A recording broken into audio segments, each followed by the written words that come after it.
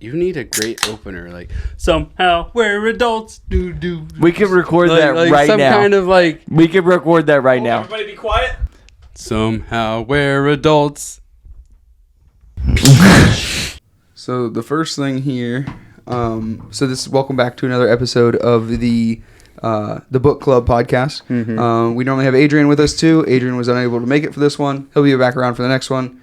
I'm not sure if he read this book, but we'll talk about it next time he's on. We'll roast him on it too. We bros. Yeah, the show must go on. Yep. So Juan, this was your pick of the book. This was the what is it? I'm sorry, the courage. I almost said the power, but the courage to be disliked. Yeah. What made you pick this book? Was it just based off the title? Did you read something about it? So with the last book, I started noticing that a lot of I guess I wasn't really controlling my behavior or emotions correctly, and I just didn't know how to be happy really. So I'm looking on Amazon, the audiobook thing, and I see a subscript, so they'll put like a little blurb. A little blurb. And it was the very beginning when the guy was like, the courage to be disliked, stuff like that. And I'm reading the reviews, and the reviews are like, I hate the kid's voice, it's annoying. But I'm like, in a way, I started seeing it as like the excuses we make, it's kind of annoying when, later on in the day you're like, I should have just sucked it up and just did it. Mm-hmm. But like me on homework, I should have done it in the morning, but no, I'm going to do it at night. Mm-hmm. So I started seeing all these other books, and for some reason that thing just kept coming back. And I'm like, is this a sign for me to just choose this book? But then, it's like, I'm looking at the time, like it was like a 6-hour, 30-minute audiobook. Mm-hmm. And I'm like, looking at the other books, and it's like, you know what? I'm just going to choose this one. Just go with it. Yeah. And it's a lot different from all the other books we read because it's basically a conversation. That's all you're reading. It's very different than any book I've ever read. And they have another book. I think it's The Courage to Be Happy. But I think that's like the next phase after learning the principles here. And I think it's a very good book. I'm glad I chose it. Yeah. It's probably out of like just trying to be happy and understanding like Adlerian psychology, how it's a lot different than what Sigmund Freud studies psychology. You start to understand not only I think you started understanding more of different perspective from others. Like when somebody's mad, when somebody's like, pushing things off, like, I can't make it. I'm like, all right, are you making excuses because it's the least importance to you? Mm-hmm. Or is it because you want to do it? Right. But you learn a lot of things, and, we can talk about it right now. I have our notes. Well, so real quick, I just want to touch on what my first impression of it was when you sent us this book and said this was the one we're going to get, is The Courage to Be Disliked. When you first read that title, you're like, the courage to be disliked. You immediately go like, I don't want to be disliked. I want to be liked. You know what I mean? Yeah. And then you're kind of like the courage, but courage is like, takes like strength. You know what I mean? Like courage is like an honorable thing to have, but to be disliked is dishonorable. You know what I mean? I was conflicted just reading the title, but underneath it says the Japanese phenomenon that shows you how to change your life and achieve real happiness. And I was like, okay. And I had with everything that I do in my life on a regular basis, I've kind of realized that like real happiness is something that you find for yourself. Mm-hmm. You can't do what your parents wanted to. You can't do it. And so like when I read that title and it like clicked with me and how my views of like life at this stage of my life, I was like, this is truly going to be a good book. Like I sat down with the expectation that this one was going to be really, really good. So that was my expectation. But at first I was like, the courage to be disliked. And like after our last podcast, when we were talking about the book that Adrian picked and where you were at that time, which I don't know if you remember, but like you were like you seemed conflicted. You were talking about going out all the time, and I honestly feel like this could have been a giant emotional leap for you at that time too. To me, this seems like it was the medicine you needed at that moment. Oh, for sure. It really like after I read the book in 3 days, or listened to it in 3 days. You told us about it, and then like 2 days later, you're like, I'm done. And I was like, yo, bro. But it was crazy because it was like it started out with like like the boy who's like kind of like in our shoes, who's Right. like probably middle-aged, out of college, doesn't know how to be happy. You know, he has friends. He's saying examples about, you know, I have a friend that wants to go out, but he's always staying inside. And then he's talking about like, oh, I have a big brother he's just freaking amazing, whatever, and like that. Mm-hmm. And it's like he's talking about like, I'm not happy because they have. He's lost, and Yeah. he thinks it's good to be lost because of his excuses. And the thing that's crazy, like, it helped me out so much because that's kind of why I haven't really been posting as much like as I usually do. I usually just do it on the weekends because what is the purpose of just social media? Social media is just to Project. basically. It's just for fun, really. Mm-hmm. Other business, and then you see it just turn into a point where like businesses are just like, oh, you got to try this out for your business. So there's like just so much abundance, so much perspective, so much opinions on certain topics that you kind of just like, a lot of people tend to like copy that. But it's not them because it's not original. It's not like organic. It wasn't growing it wasn't growing with them. And it's helped me out with like my workouts. It helped me out with my runs because I didn't see it like, oh, I'm trying to be this so I can be recognized. I'm just trying to be this because this is what I want. Like nobody else, they don't have to see my heavy lifts or anything like that. It's just It's me versus me. Basically. Yeah, I don't need to have an audience on those most days. That's why I don't really post my workouts. I really don't post my runs anymore, which I haven't been running as much, but that's part of the reason. But sometimes it's cool to like put it out there too, to like try to inspire others, but do it for the reasons of wanting to inspire others, not flex and show it's just a different like point that you're coming from kind of thing. Same kind of thing. Like it's still putting the information out there, but for the purpose of inspiring others is what I do it for. Same thing with the podcast. I do the podcast partially because I love to do it, but a lot of it too is like I feel like I've gotten so much benefit from podcasts that I feel like I would be robbing society if I didn't do one myself and talk about all the benefits for me and interview people that have different opinions. Because similarly, how you said in this book, it's a kid who is like lost at roughly our age, right? Like when I started the podcast, I was overcome with the idea where I'm like, I feel like I'm doing everything wrong. Like I don't know, and there's no right way to do it. And that's the thing that I wanted to create with the podcast. That's why the name of it is Somehow We're Adults, because like next thing you know, you're grown up, and that's when you don't have a choice. You have to figure it out. And I'm like, but I feel like I have no direction, no guide, no anything like that. And that's when I feel like me starting to interview people.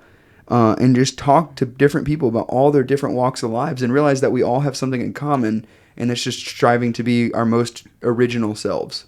And that's the thing. It's like I've like other experience I've gotten from like this book too, like the whole different perspective, how you bring other people in. I got the same thing from the military.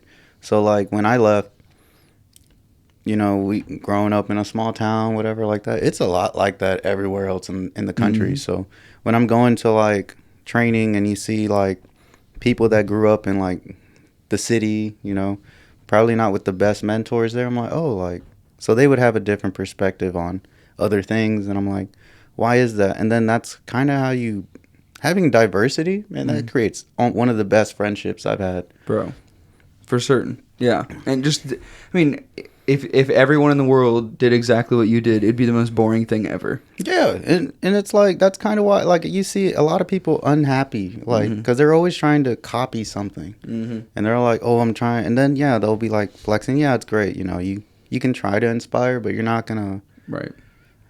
Is it actually you doing it, or is it because you got influenced by somebody else, and then now you're not really happy, but you're still doing it, but then now you're like in a plateau. It's like you're in quicksand. Yeah.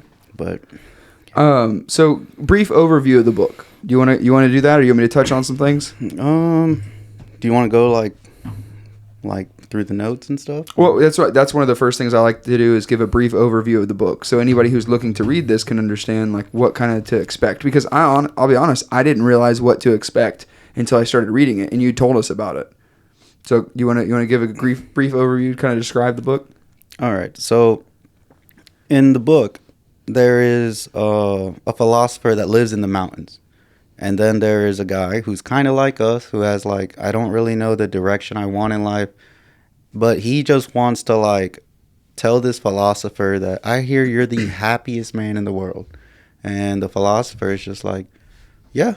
And he's like, but why? So he starts to ask him questions like, and he's trying to like, what's it called? He's trying to poke holes in the Basically, philosopher. in everything he does. And the philosopher isn't getting mad about it at all. He's just like, well, why do you think that way? And then he's giving him more and more examples. Examples like, what's it called? Like when you're angry at somebody, like I flip my shit on the waiter and shit like that. Mm-hmm. And then he's like, well, why didn't you just like grab a knife and kill him? It's like, no, that's messed up. I'm like, Right. but you said, you know, you lost your control. shit. Yeah. You're like, well, no, it's different. I'm like, no, it's not. Yeah, he's talking about how you have control over your You emotions. have control. And If people succumb to their emotions, then then it would be okay in that situation when you flip out on the waiter, like what's stopping you from killing them, and they'd be like, oh, sorry, it wasn't me, it was my emotions. It's like, no, it was you. yeah. And then there's like other things like you're not happy with your appearance. And like, and there was one, I think he said, he had a friend who would always try to like dress up or something like that. Mm-hmm. And his grandma was like, you're the only one that cares about how you look. And then after that, the guy was just like, you know what, you're right. So he just like, he puts a lot of pressure on him. Mm-hmm. And then at the same time, he's like guiding him. And I think the main thing was you can take the horse to the water, but you can't make him drink. 100%. Oh, man. And I'm not sure if you've gotten to that part yet. Mm-hmm. I know you probably had like, because you read the majority of the book. Yeah. To anyone listening, this is the first book of the book club that I didn't completely finish.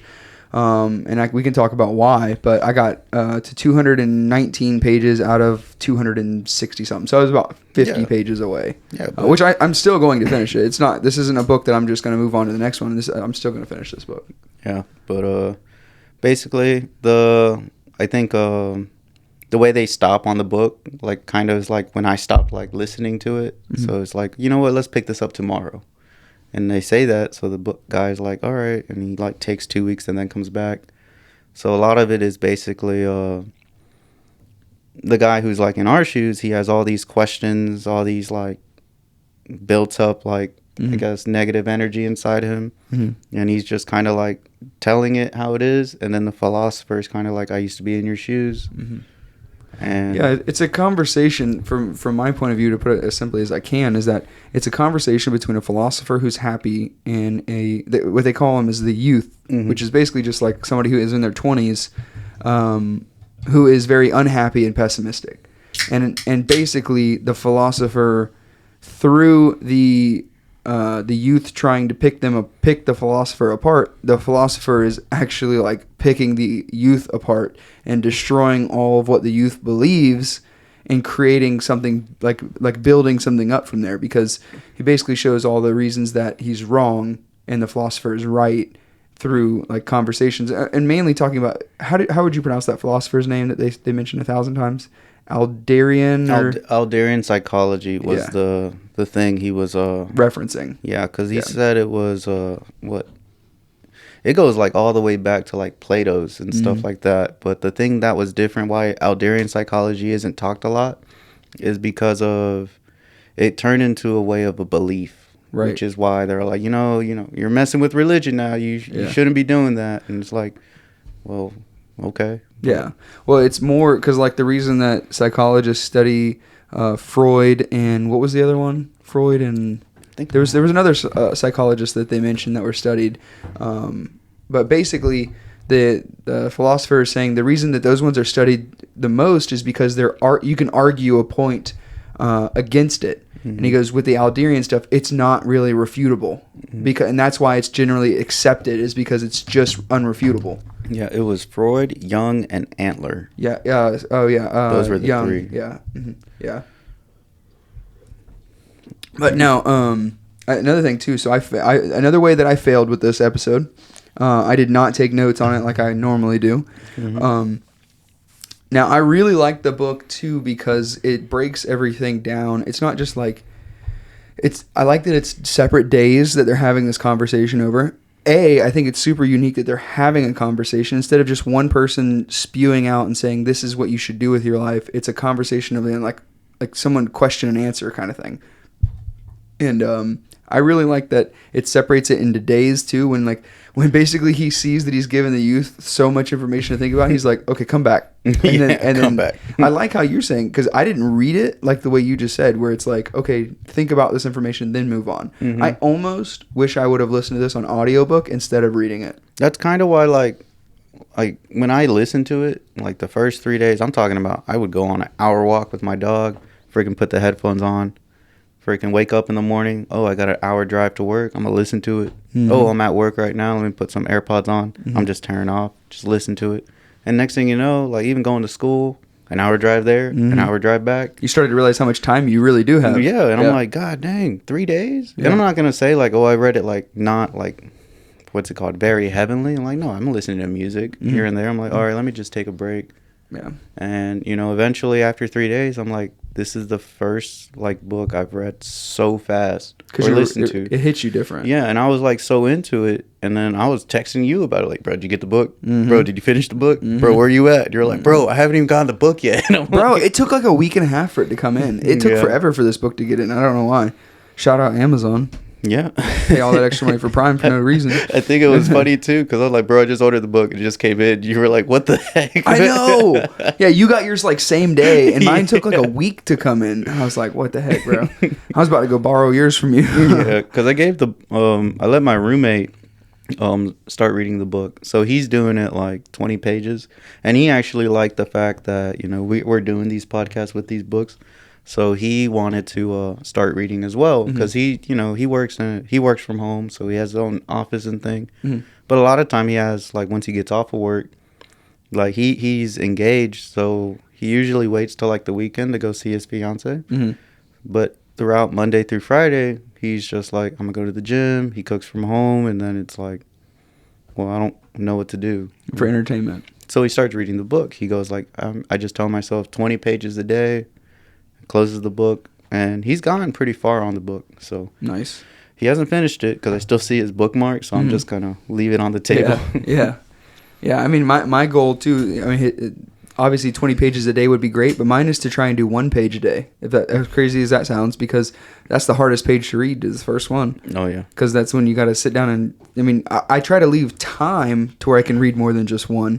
But there was a lot of days too. Like we went on vacation. I thought I was going to read more on vacation than I ended up doing. I thought that I was going to read more throughout this week, and just like these, little things happen, and next thing you know, like I'm robbed of that time for one reason or another. But I could have been better. I definitely could have been better. I think with this book, it was hard for me to read because, especially the second half of the book, it gets very, very hard to understand. Yeah, it's a lot of terms and stuff. Yeah, so I had to like rewind it a lot. I'm like, what the heck did he just say? And what does that mean? Yeah, so there was like so many. So like in the beginning, let me pull up your notes. Yeah. So in chapter 1, it talks about Adlerian psychology, and that's basically like why people can change. It talks about teleology, all that other stuff. But the things that like I got from the first like 2 chapters was the feeling of inferiority, which is basically like, oh, like New Year's resolution, like, oh, I want to, a lot of people start with like that New Year's resolution, like I'm trying to lose weight or I'm trying to do this and that. So they set themselves goals, and that's what it is. But the inferiority complex is those excuses. So why I'm not good enough. Yeah, so it's like, I went to the gym 2 days, I can get a rest day. And then that rest day turns into like 3 rest days. And then it turns into, I'm guilty of it too, man. I eat as much as I want on the weekends, but not so much to where like I'm super full. It's like, why did I eat these loaded fries with cheese and all these goodness on it? But it's just inferiority complex is just excuses. Like when you're at the gym and you can do it like another rep or another set, but then you're just like, you don't really want to do it, or just simple excuses like, I don't want to do my homework and stuff like that. Yeah. But the more it intensifies, that's when you start getting the superiority complex, which is like boasting. You're intensified. That's kind of the position I was with the last book. So I didn't know that about myself. And the biggest thing that I got in that chapter was I think the Gordian knot. So basically there was this knot, and Alexander the Great freaking comes there. Well, and to explain before he was there, what happens? So the Gordian knot was basically like, if you can untie this knot, you know, you're You're gonna be king. I Yeah. think they said that whoever can untie this knot, yeah. or whoever can undo this knot, will be the king. Mhm. And people would come from all over the land to try and untie that knot, and nobody could undo it. Nobody could. And Alexander the Great just Walks in there. walks in there. Yeah. People are like, "Oh, is he actually gonna do it?" Takes out his knife or his Sword- freaking sword. sword and just, Cuts it in half. and he's like, "That's it." And they're like, "No, you can't do that." But the Gordian knot is so. It got me so like it blew my mind, because this whole time, like growing up in public school, in middle school, high school, and even after high school, you're told like, hey, you know, in order to be successful, you gotta do good in school, you gotta go to college, you gotta get a good job, you gotta buy a house. You know, it kind of like society kind of makes you like, all right, you gotta do these steps to be successful. But that's the same for everybody. So you got to take different approaches when you come to different obstacles to be happy. So it's like, let's say some people don't want to go to college, they want to start their own business. What's stopping you? Just go do it. Right. So the Gordian knot is like, hey, you got to try new methods, man, because it's like you're constantly told the old method, like this is how you got to do things. But sometimes take that freaking sword, cut that shit. Yeah. Sometimes you have to. That's exactly what it says. Find your own path to victory, kind of thing. You know. Yeah, I like that it breaks it down, because like he kind of starts in the book with talking about you as the individual and how you perceive things, and then goes into how you should be in relationships, and then how you should be in your community. Because like another thing too, that, you know, it's in a bigger city like where we live, right? So it's a growing area. We're near Tampa. Tampa's huge, kind of thing, and it's only getting more and more people here. You start to get in this idea that, like, you know, what difference can I make? You know, what difference can I make in the community? There's so many people, but it's also like, too, like, that's such a negative mindset, such a self-limiting mindset. Because then it's like, now you're helping exactly nobody. And if you helped one person in that community, you would be doing better than most of the people in the community. It's like, why not? You know what I mean? Like, that was kind of the cool part, I thought, when they start talking about community in the world. And it's like, even if you feel exiled from your local community, there's still a much bigger community that you could zoom out to, kind of thing. Yeah. So I thought that was cool. The whole thing with the relationship things, the horizontal and vertical relationships. Horizontal is like you're seeing everybody as equal. And it's like nobody's higher than anybody, but you know, a lot of times people tend to be into that vertical relationship towards like, oh, I have all this, so I'm better than others. And I'm not gonna lie, I used to be like that. I do it too. And it's like, but then that kind of stuff, like you don't notice it, but later on that's when it gets you into that whole superiority complex, because you're like, oh, I have all this, you know, you're just making a lot of excuses, you're starting to boast. You'll post on Instagram, whatever you freaking name it, and it's just like you're constantly trying to impress others who don't really care, right? Like, so what's it called? Damn, the Zen pouch is hitting, bro. Like, hey, I'm still normal, man, you know? I wish Zen can sponsor us. Yeah, you just want free Zens, dog. I do want free Zens, man. These things ain't cheap. They go by. But I really like what they talk about with the horizontal versus vertical relationships, because I feel myself, when they were talking about it, I could name 10 relationships I have that felt like I was the lower end of the vertical relationship, and I put myself there. That was what was insane. I put myself there. And that other person didn't do it. Yep. And then I felt reading that too, where I've had relationships where I put myself above others, you know, in a higher, basically like, they're not equals to me. I'm better than them, or they're better than me. And I realized, I'm like, no, like we're all individuals and we're all better in some ways and worse in others, but we all are collectively horizontal. And I'm not, I refuse now to have anyone like try and make themselves better than me. You know what I mean? Or me better than them. And then now it's like with the influence of social media, you see a lot of vertical relationships every time I go out. And it's just like now when I go out to any social setting, I just kind of like, bro, the waiter's my equal, the freaking anybody there is my equal. And it's like, you can have more genuine conversations that way. 100%. So if you don't have that fear of like, they're better than me, then you can actually have, like, and that's what most people want. They want that. So it's like, bro, my conversations now, I'll just be talking to anybody. And it's like, yeah, you'll have those people that don't want to talk.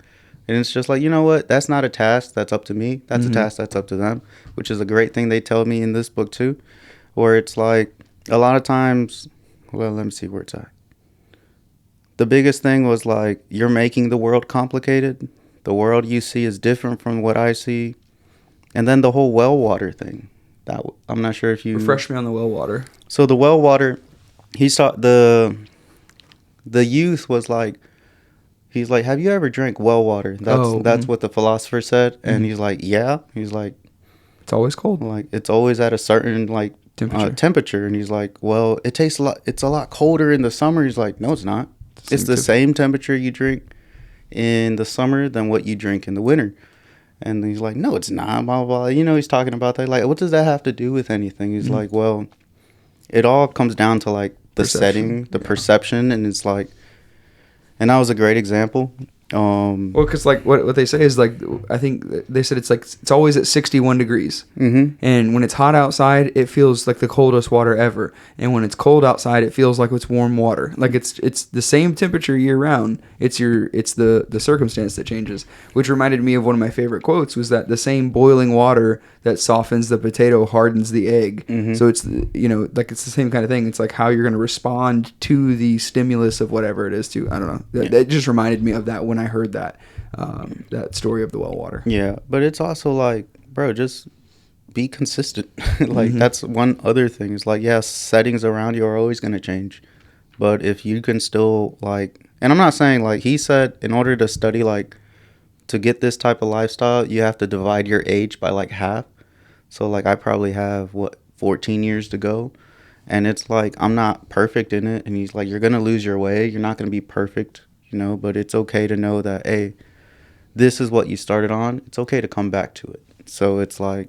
What do you mean by the age thing? I missed that. There was a part of the age where he's talking about, like, in order to understand, like, Alderian psychology and live that way to where you see everybody as equal, you know, all that, the philosophies and lessons they teach you, divide your age by half, and that's how many years you're going to have to, like, take to get there to where you understand, like, Alderian psychology. So he was telling the youth, like, look, like, you're young, like, if you can start now, and, like, you'll be happy, like, truly happy once you reach this. It takes time to build it. It takes time. You have to because in reality you have to break down all of your preconceived notions that you learned from that time period.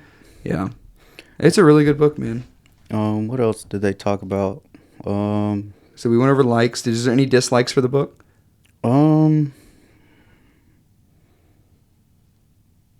Well, for me, I wouldn't really say it's a dislike. It's more of, you had to do work. So you had to do more, like, mental work. There were times where I had to, like, look things up. I'm like, whoa, what the heck did they just say? Like, who's Alderian? Like, who's Antler or something like that? So I had to, like, look up on Wikipedia who's Antler, and it talks about Plato's and all those, like, Greek philosophers. And then it was like, what the heck is this talking about? Then you start to, it's a very, it's a book that kind of picks up its vocabulary the longer you read it. So it's like, oh, dang. So other than that, it's just more research on my part. But because I was willing to, like, understand the book, I was willing to do that research. Right. Yeah, it's what you needed. Yeah. And that's my only dislike. What about yours? So my only dislike was that towards the end of it, which this is also partly my fault, but I have an issue with focusing on hard to understand things. Like, I almost wish I had more time, and it's not even that I need the more time. It's just like I would have, if this book would have been as meaningful to me as it was to you, to, like, sit down in the part of the book that I'm in, the second half, because the first half was way easier to read. The second half is a lot more philosophical, and I wish I had time to dissect everything and to put it into more layman terms, because that's what I really kind of wanted, was more concrete examples and layman term things. But I wish I had more time to understand the second half, because, like, today I read, like, 2 pages of the book, and I literally was like, I am struggling to focus on this right now. I think this is one book that it'd be best to listen on audiobook. I agree with you. Because it's kind of like like when you're listening to like Joe Rogan podcast or any other podcast, even yours, like you just put that on, you can just listen to the conversation. Yeah. And then, you know, once you're drawn into it, it's like things start to connect. And there are times when I had to stop and just rewind. I'm like, Yeah. what the heck did he just say? Same thing with podcasts. I do the same thing there sometimes. Where I'm like, wait, why is Juan talking about a water well right now? You know what I mean? No, I do the same thing now. But besides that, I mean, I thought it was really good. I have a lot of notes because I had to reread it again. Sure. But I'm like basically halfway. So there was a determinism. What that talks about is the past doesn't matter. Present goals matter. So it's like a lot of times people aren't happy because they're focusing so much on the past, and that's limiting them from like being happy. Like, oh, like for instance, like you just got out of a breakup. So then now this was the big thing for me. You just got out of a breakup. And this happens to everybody whenever they were like in love, in their first love or whatever like that. You get out of a breakup, and then now as the man or woman, you're trying to so hard to make that other person like try to accept you back when you're not thinking about it the other way. Like you did what you could, and it's not your job to impress them for them to come back. It's a task that's up to them. So it's like, be honest, be truthful. And it's like, look, I was honest, I was truthful, I was the best I could be as a partner. Now that comes down, that's a task for them. So that's a task like, am I willing to get this guy back, give him another chance, whatever you name it? No, that's more of a, no, yeah, it is. It's more of a task for them. And a lot of times, and it goes the same thing with like other relationships too. Like a lot of people try so much to impress other people that they don't realize because they're doing that. Like, oh, like, look at me, I'm trying. That's creating vertical relationships right there. So you're not seeing each other as equal anymore. So that's a huge point. Yeah, that was a huge point for me. And I was like, you know what? I kind of got to get away from that. So putting the phone down, just kicking the ball by myself. And, you know, kicking the ball by myself, I'm trying to, like, go back to those childhood adventures. But then it's also like, why did I stop in the first place? And that happens to everybody, you know. You had goals. You kind of went out. My goal was to be a professional soccer player when I was younger. And I ain't going to lie, I was pretty damn good. But what happened, it was like, I thought so much of me being like, oh, I've accomplished all these tournaments. I've won all this. I went so far to, like, you know, compete with the national team. I wasn't in the national team, but I was in the selection to be in the national team. And I only made it to, like, Region 3, which is, like, the best players in the 12 Southeastern state. I would go to Alabama, and I went there twice to compete and make the team. They would only make, I think, 2 teams from that. So I think they would only select 44 players out of those 12. Bro, and I'm talking, there was, like, 5 teams. So we had the Florida A team, B team, C team, you know, 5 teams. Those 5 teams would go to Alabama, and they would compete to see who can, you know, make the team. And the more I thought about it, like now that I'm thinking about it, it's like I was already good. Like, why was I trying to impress, you know, other people? Like, yeah, you know, you're trying to be in competition. You're trying to be on the better team, the winning team. And I loved to win, but when you were doing it for the wrong reasons. Yeah, and I didn't understand. I wish I could, you know, you can't go back in time, but if there was a time when I could go back, one thing, it kind of eats me up to this day when I'm kicking the ball, and I didn't understand it when I was younger. So when I was playing for my club team, you know, I played many positions, but one of my strongest positions was center back.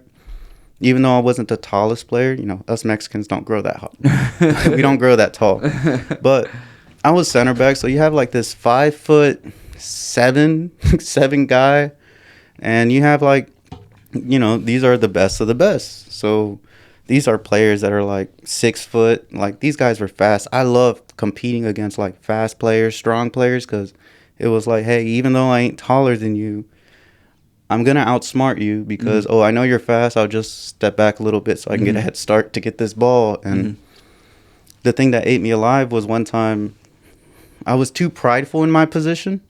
So I thought I was the best in center back. Like, nobody could beat me. This is the spot I want. And one of the scouts there was like, try left back.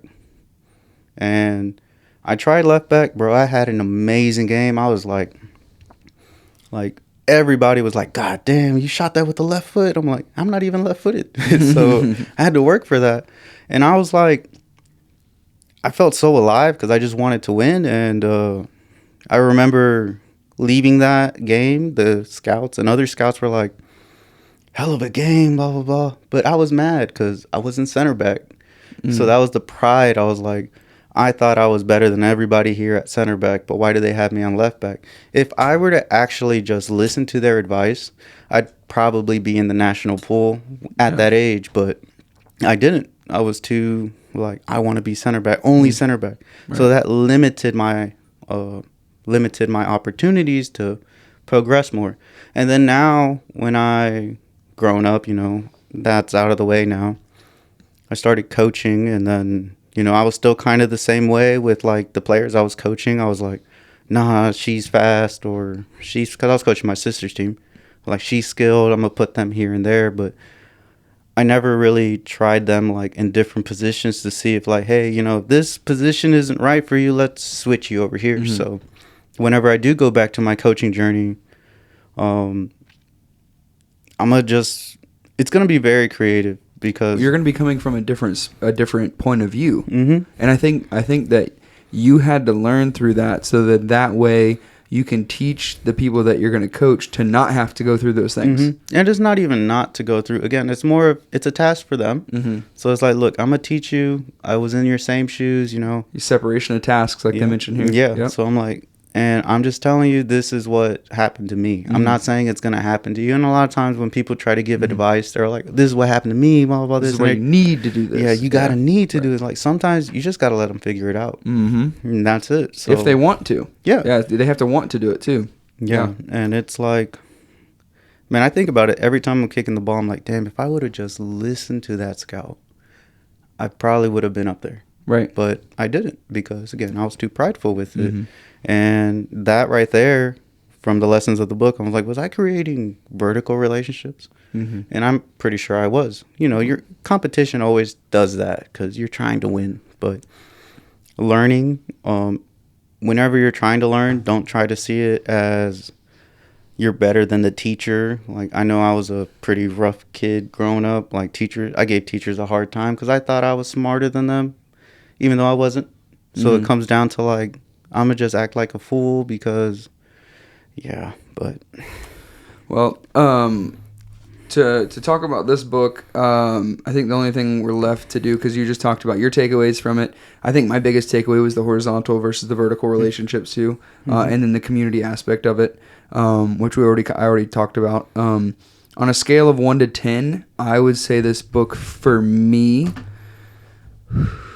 I think if I would have read this right when I started doing the podcast, it would have been higher rated for me, but I would say it's probably a 6 for me. I wonder if I had listened to the audiobook, if I would have given it a higher score. I wonder, but I don't know. It was a lot different. Like, I haven't read it like through the paperback, but with the audiobook, I'm like, you know, I can easily like catch on and digest it. And if I have to stop and rewind it, it's not like I have to flip through pages and try to find it. And it's like, so this was probably like the best book I've read, only because of how I was before it. I didn't know how, like, you know, the superiority complex affected me. I didn't understand all the excuses I was making, because I would always say, like, oh, I'm working in construction. I have to go to school in the evening. I have to run these businesses. And it's like that right there. I'm just like, oh, people don't understand what I'm going through because this is what I'm doing. And that right there, I was putting myself, it was very, very toxic for me to do that. And I didn't know how much that built up upon me. So a lot of times when people try to give me advice, I would find myself kind of like an excuse why you couldn't be that way. Because I'm too busy. You don't understand. Yeah. And, you know, when people blow up, they talk like when they just shout out. The book talks about like people don't want to like be around those types of people because they feel like that kind of hurt them. And I've noticed that when I had to rewatch the podcast from the last book, when I blurred out, I was like, that's kind of why the room was still quiet. I'm like, okay, I understand it now. So I had to see myself firsthand, and I was like, wow, damn, you are fucked up, man. You got a freaking like. It was an awesome podcast. Yeah, but I've tremendously enjoyed doing this podcast because like specifically the book club episodes, because like I don't know about you, but since I've started it, I feel like we're gaining momentum in this self-help area of like, you know, like that's, I think just men influencing each other to get better and to focus on like being vulnerable and saying, I'm not where I want to be, but I'll be damned if I'm not going to try to get where I want to be. And just being surrounded by that too, like knowing that you and Adrian are also reading these books, and that I'm going to be expected to at least have something to talk about when we schedule the next podcast or this podcast. You know what I mean? Like, it's just like after this one, we're gonna go out there. You and I are gonna hang out for a little bit, and then we're gonna schedule the next one. We're gonna talk about what the next book is, which I'm gonna talk about on here. And then now the clock starts. I'm gonna get you're gonna be expecting of it. I expect it from you, and then I don't know. I feel like too many people don't look for relationships in their life that expect the best of them. You know what I mean? Because and that's another thing too, is like I feel comfortable being vulnerable around you as well as I hope that you do with me, and then also feeling strong around you is too. You know what I mean? Like as far as like I emotionally am in a good spot because of blah blah blah blah blah blah. You know what I mean? Yeah. I feel like people. Those are the best friendships you can get to, is the ones where you feel both sides of the coin, and I think these books help a ton with that. The one thing you just said about people not being happy and stuff. This is one last point I have that really kind of like it woke me up. It was like, you know, when people want to replace things, it's like you're not trying to replace like, oh, I wish I was taller, oh, I wish I was smarter, I wish I was stronger, all that, you name it. It's like, it's not replacement that you want. It's just you want renewal. You are unhappy now because you choose to be unhappy. And I was like, what the fuck does he mean by that? I'm like, no, I'm unhappy right now. And he's like, well, why are you unhappy? It's like, my grades aren't good, my fitness, my diet shit, you know, all that other stuff, you can freaking name it. My business isn't growing the way I want it to be. I'm like, okay, like, now what? Like, well, I'm unhappy. I'm like, well, what are you doing about it? You're gonna be unhappy if you're just sitting around wishing that a miracle is gonna happen. No, you got to get out there. And I like what he says about happiness too, where happiness is basically the pursuit of goals. You know what I mean? Like that's where people get. It's not the sitting around and looking at all the things you haven't done. It's actually pursuing the things that you want to do. And I agree with that, because I've never felt happier in my life pursuing all the things that I'm pursuing right now. You know what I mean? And I want other people to experience that happiness as well. Oh man, I'm trying to see. There was like one more thing. It was. Well, like, no matter what, with the unhappy thing, it was like, no matter what you have been through or experienced you've had up to this point, it has no bearing at all on how you live from now on. You choose that. So, that was like... That probably was a huge pivot spot for you right there. It was just like, damn. I was like, all right, man, it's time to... after reading the book, though, like in those 3 days, I was like, all right. And, you know, the lessons are still fresh in the head, so...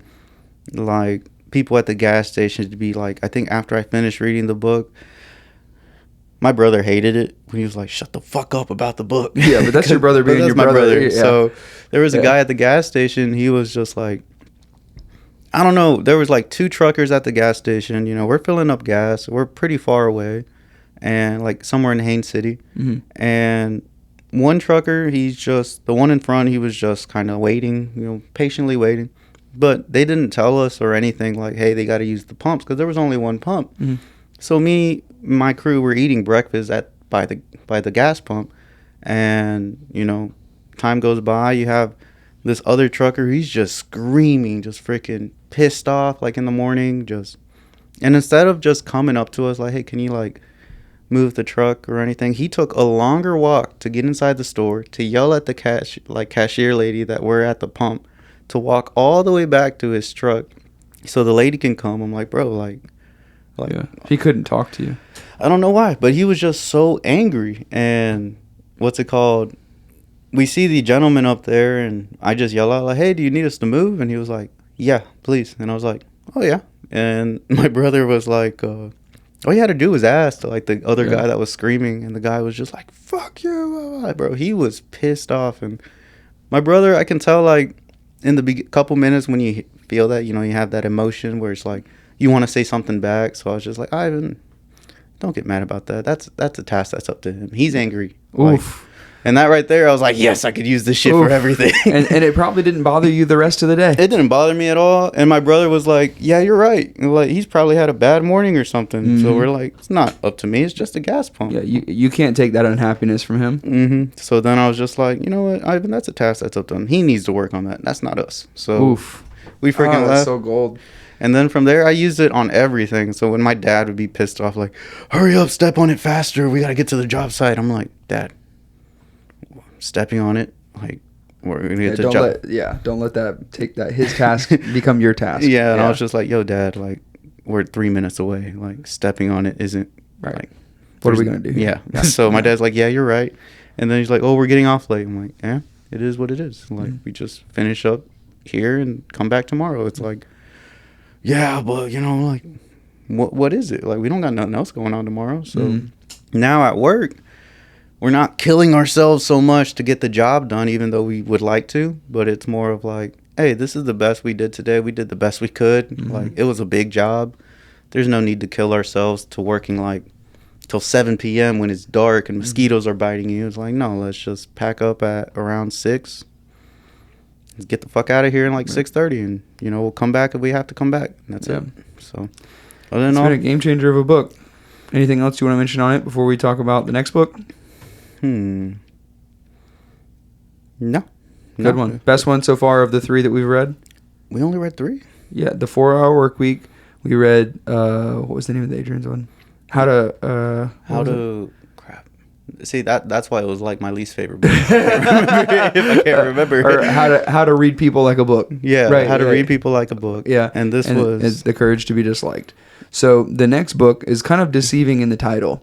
But the next book, that since it's my turn to pick, since normally it went. So Adrian normally sits there, and you normally sit in the center, and so now it's my turn to pick the next book. So it's going to be called Blue Ocean Strategy. Blue Ocean. I'm gonna write that down. So I already ordered it. So I'll mention real quick what it is. Let me see if I can get it today. Let's see. Yeah, right. Watch. Mine who ordered before you is gonna get it after you. Blue Ocean Strategy. So for me, what I'm looking for because you've already done this part of life and I haven't gotten to even try it yet, is starting your own business. And this is supposed to be highly recommended by a lot of the successful people that I follow on social media and stuff, a lot of the businessmen that I follow. But it says Blue Ocean Strategy, how to create uncontested market space and make the competition irrelevant. Oh, that sounds pretty nice. And so it is a very, very highly rated book. It has a 4.6 out of 5 stars for 5,462 reviews on Amazon. Damn. But basically, I think this is going to be a game changer of a book. And a lot of the entrepreneurs and stuff that I follow were saying it is a game changer of that type of book. And I think it will help with the podcast. I also would like to start my own business of some type too. I have something specific in mind, but I'm working towards that and trying to figure out if that's the actual thing that I'll pursue. But I think that time-wise, that book will help me a lot in my current chapter of life that I'm concerned with. No. So. Nah, you got it. I hope so. We'll see. You have a lot more confidence in it than me. Same thing with businesses. It's like to be vulnerable for a second. Like, I feel I'm not worthy, but I know that I am. And so, like, in my mind, it's like, I'll never be worthy of owning a successful business if I never think that I can. And so, I mean, the power of thought, a lot of these books, that's what it talks about too, is the power of what you believe can happen and can't happen kind of thing too. And I really believe that I can just like with the podcast, if I can do a podcast, which I clearly do, like I can do other things too. I just need to devote time and focus and energy and get more information, because more information is how we make better decisions. And right now I'm thinking about starting a business from very, very little information on how to do so. And the more information and understanding I get, the easier it will be. Oh, yeah, for sure. And it's like, I guess I would say one advice that's helped me out from reading this book and actually understanding like my businesses and stuff. A lot of times when you open up a business and it's small, like you just started out, don't think about it like, oh, like I'm not here and stuff like that, because then that right there just brings a lot of negativity towards you, and it kind of gets you down to like a little depression. So where you're like, you're not taking advice from anyone because they don't understand like where you're coming from. It's like, oh, like your business is different from mine. But no, business is the same as everything else. Business is more of like, how can you make more money? And that's like, yeah, it could be, a lot of people tend to forget that, bro, you're supposed to have fun with it. Yeah.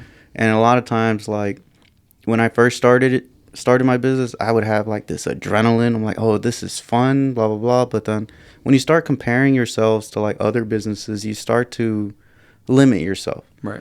And you're limiting yourself because you create that vertical relationship with other businesses in your business. Yeah. So instead of like, and a lot of, bro, just like, it's okay to ask for help. And yeah, you're not going to be able to like, some people might not even give you the right advice or the right thing, or they might just like, oh, shut up, you're my competitor, I'm not going to help you out. And it's like, look, it's great, man, you don't want to help me out, I'm going to find the answer one way or another. But that's stuff that you have to do on yourself. So it's like, yeah, it's going to be a little time consuming, but when you figure it out, you're going to be like, wow, this was easier than I thought. Right. And then, it's not like, business isn't like, oh, it's just a smooth path all the way. No, you're going to have your good days, you're gonna have your bad days, you're gonna have more bad days than good days, but when those good days come, and like, I'm not sure if you're because some people start businesses because they want to just create art, and they just want to show their art to people. They don't really care much about the profit they make of it. It's like, this is something that makes me happy, I just kind of want to give my services out to whoever needs it. Right. Now if it becomes a big thing, great, But if you're constantly thinking like, no, I'm trying to make this much, you're gonna, what's it called? It's not, I would say overwork. You're gonna overwork yourself a lot, and you're just not gonna, it's gonna be hard to get back to the mentality you had when you started. But yeah, great on you, man. You got this stuff. I feel you. I'm excited for it. I think this book's gonna be huge help, and similarly, like I keep thinking like, there's, to me, when it comes to starting a business, it's not a matter of if I'm gonna do it. It's like, I'm gonna do it, and I'm gonna like, I'll find a way through it. There's just no other option to me, and I feel like that's the thing that you really need to have as somebody starting a business, is like the willingness to figure it out, and to know that, to not be so stubborn in everything that I do and be like, no, it has to be this. It's like, no, sometimes you have to change your perceptions and change your direction of attack. But the problem is don't stop attacking. You know what I mean? Don't stop attacking. Yeah. So. Yeah. Maybe take some time to sharpen that blade, but then attack right after. Yeah. Right. Exactly. Exactly. Yeah. Re-engage. Exactly.